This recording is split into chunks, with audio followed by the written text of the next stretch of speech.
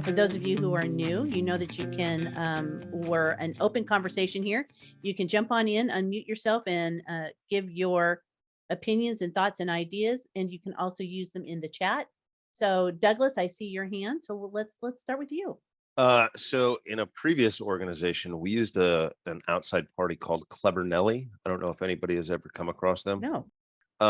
So some AI to it. So we could write questions for our salespeople in the background, and it would send an email to each of these individuals on a daily basis. So you got background analytics, who's answering wrong, who's actually not answering, right? So you could use that as a management tool as well. But you could write different layers of questions. So if we were introducing a new product, they had the product kickoff meeting, so on and so forth. They would get daily emails to this. So it dealt with compliance stuff, or how do you sell it, what's the sell sheet, where do you find that information, and it would track kind of how fast they answered as well as correctness. And then after they gauged whatever, or got to whatever level that we felt was an acceptable competency level, it would start introducing higher level questions, and then just keep tracking like that. So you could constantly go back into the back end and change the questions, look at the analytics and see what ones.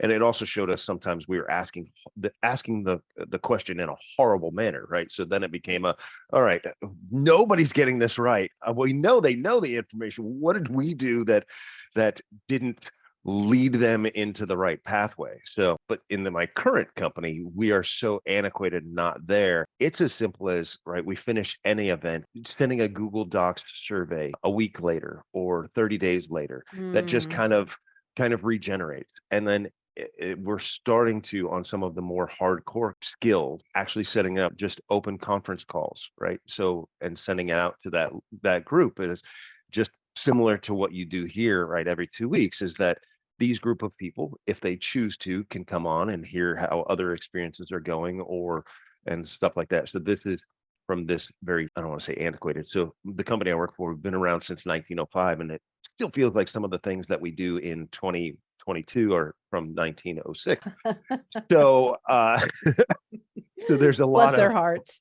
oh yeah, listen, we're populated with just ridiculously amazing people that do really challenging things really well all day long. But change is not in their wheelhouse a lot of times.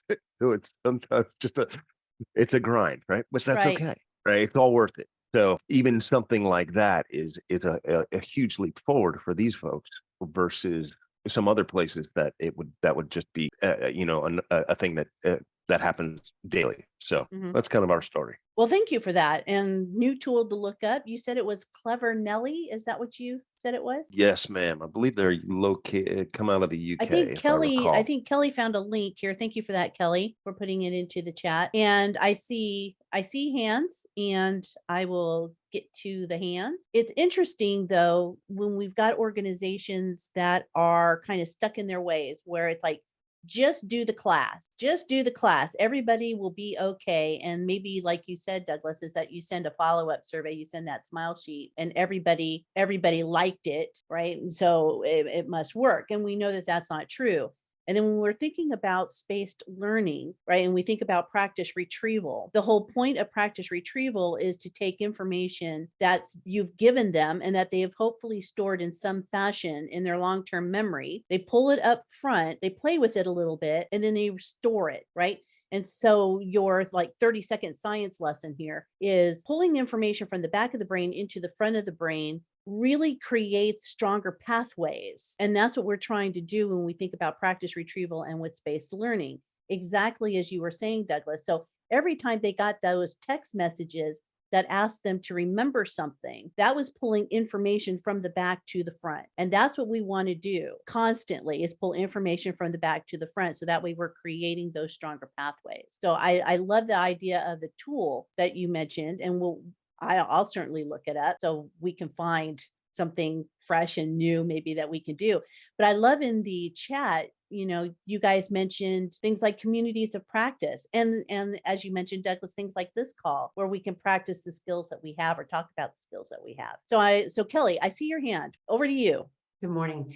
So one of the things that we did is that we kind of explained this to the regional managers. And so we actually set up a deck for them post the big meetings, to go over what people learned and ask if they were implementing them. So in the regional calls, the regional sales calls, we kind of prep them with what to ask and what to review and get people's comments and what's working and what's not. And so we're trying to reinforce the learning from the big meetings, because we spend so much money on these national sales meetings and then regional meetings, and it's such a waste if they don't, and they've never done this before, where they've never followed up. So that's something that we're trying to do, and that we've got kind of a format, and we take a lot of the information from the workshops that they attended and put it in there. And if they're showing it, then people will at least visually kind of begin to remember that. If they're just listening, at least we have a format and they're hearing the same words that they heard in the meeting and reinforcing the same topics. I love that. And you're absolutely right. There is so much money wasted and left on the table when we put these huge initiatives out and we don't follow it up with something, that is just good money after bad. So let's see, Lillian, I see your hand. Thanks.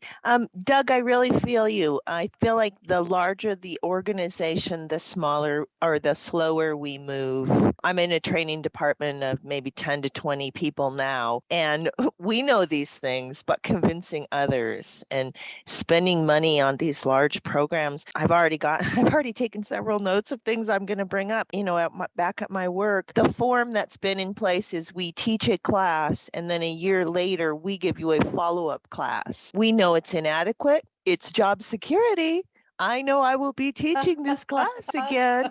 And when you have to move through an organization, it takes 3 months to get everybody through the class, and 7 months later, you will be starting again. We're certainly moving to things. Just on a kind of a quicker note, our group tries to do whatever creative things we can get away with without corporate having to say, okay. We have started turning a lot of our introductory courses. We teach the course, and then we have a wrap that we've made up. And the wrap has a slide deck with it. So not myself, but one of our employees wraps kind of the slide deck. We send that out. And I like that slide deck idea. Also, we have a couple song and dances that we perform for a few safety things, etc. Right? Elizabeth, you're going with that. But I really love these ideas. Study group, communities of practice. These are great things. So thank you guys. Oh, you're most welcome. And we all benefit from this. As I put into the chat, it's one of the things, some of you who are core for our coffee chat, it's almost like our little support group, isn't it? This is our therapy session. It's almost our way to experiment with different ideas as well. So if you've got an idea, let's put it out in front of the group. Let's try it. Let's see what happens. Or, sharing, between peers. I love this.